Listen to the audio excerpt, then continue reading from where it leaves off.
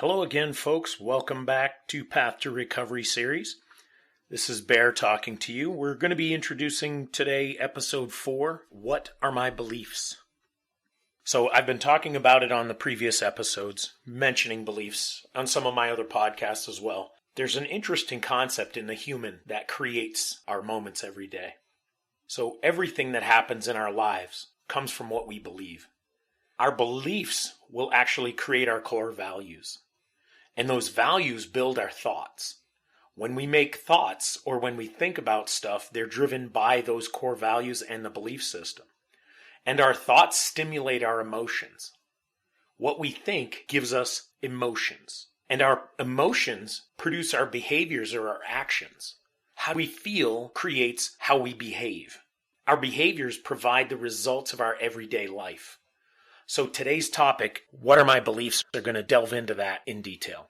What are the core beliefs that we have today that have us walking down the road to what I call insanity? What makes us believe that we can't stop our addictions? What makes us do the things we do that are unhealthy or destructive? What do I believe is the problem? Who do I believe I am? Do I believe I have a purpose? Do I believe my past defines me? Do I believe I deserve to be sober and clean? Do I believe I deserve to have a job, to get income, to survive, have an apartment, a house? Do I believe I deserve love in my life? These are all things that the belief system will then create the patterns that bring us to our everyday actions. As usual, I say this in just about every podcast and just about any time I talk to somebody is, remember folks, we are never alone. Our path is not as unique as we believe it to be. We're doing this all together, even though it can feel like we're doing this alone and we're all alone and we have nobody. The truth is, folks, we are walking a path that is identical to thousands, if not millions of other people. We've made changes and are in a daily process of working on our beliefs so that our actions represent a healthy, clean, and sober being. And we will never be alone in the process. There's always resources out there. It's a matter of us having a desire and a passion to make change and to take the necessary steps to make that change. So why are our beliefs so important? Like I said before, our actions essentially are a product of what we believe. If we didn't believe that we were deserving of a good life, then our actions are going to follow that belief system. No matter what we say with our words, if we don't change what we believe in for ourselves, then our thoughts are going to create the words and our actions are going to follow those thoughts. So what we have to do is make sure that we know that it starts with our belief system.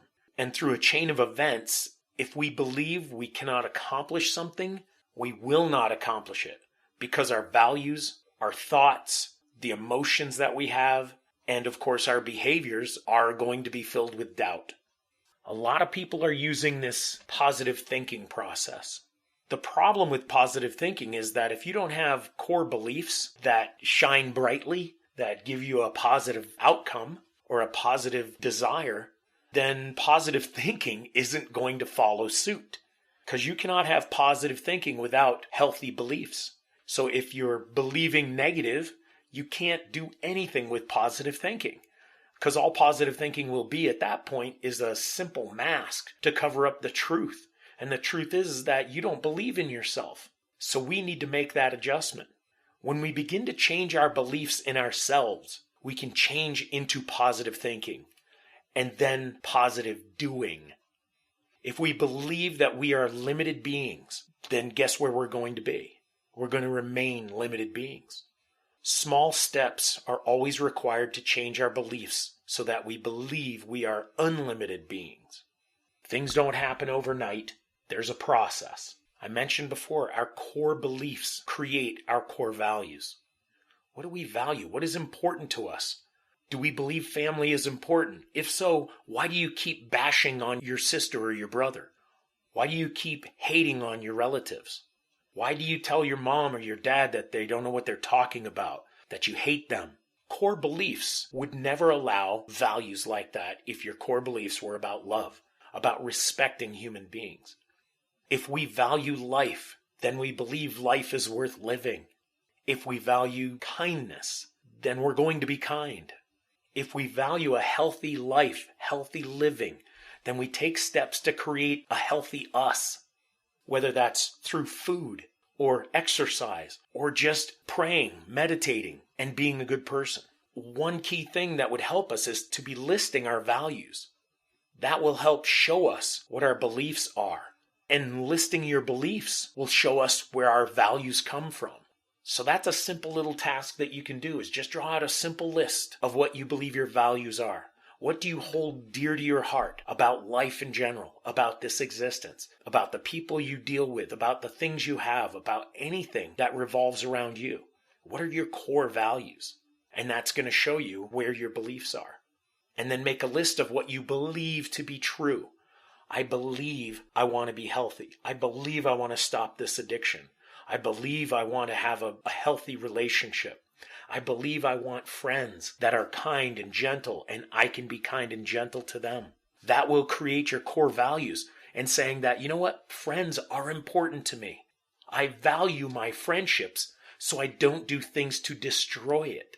You have to believe that you value those friendships. Also, in understanding that you're going to be valuing friendships, you also have to value yourself.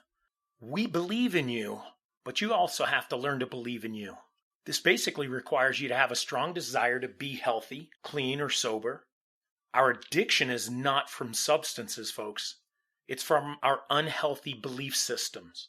The substances we've used are merely masks that hide how we really feel, how we think, and how we behave. We didn't get high because the drug made us, folks. We got high because we chose to. We believed that we could only cope by hiding from the pain through mind-altering substances or hiding from the truth, lying, cheating, stealing, and destroying relationships of all kinds, which in turn created a false feeling that we could heal for a few moments.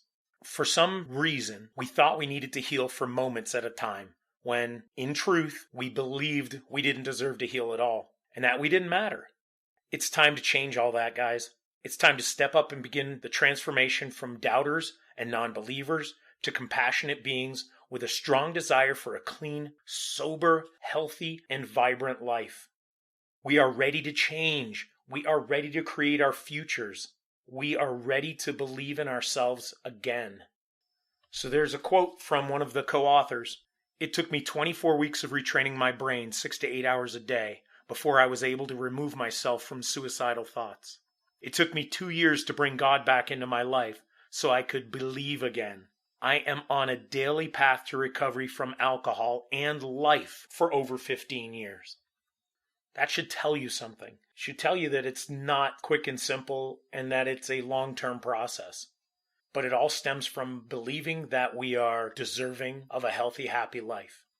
So how do we recognize the doubt in order to create our truth, our new truth?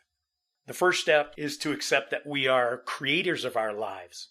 We actually make decisions that affect our lives and reflect our beliefs, through our actions, of course.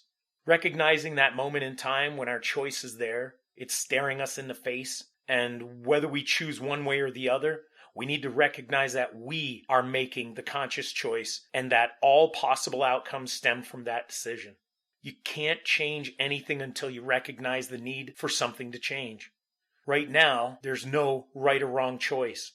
It's simply time to recognize that our beliefs create the thoughts, and the thoughts create our emotions, and those emotions build our behaviors and our actions. So we need to look deep into our beliefs. We can see how we will act or react to something. It's time to dig deep into our own truth, folks. Recognize when we stumble, when we hesitate, when we forget, that we don't get frustrated or negative about it. We've got to learn from every moment, and we're not going to guilt or blame ourselves for stumbling. We need to learn from it and try our best to stumble less and less each day. We live in the moment to produce a better future.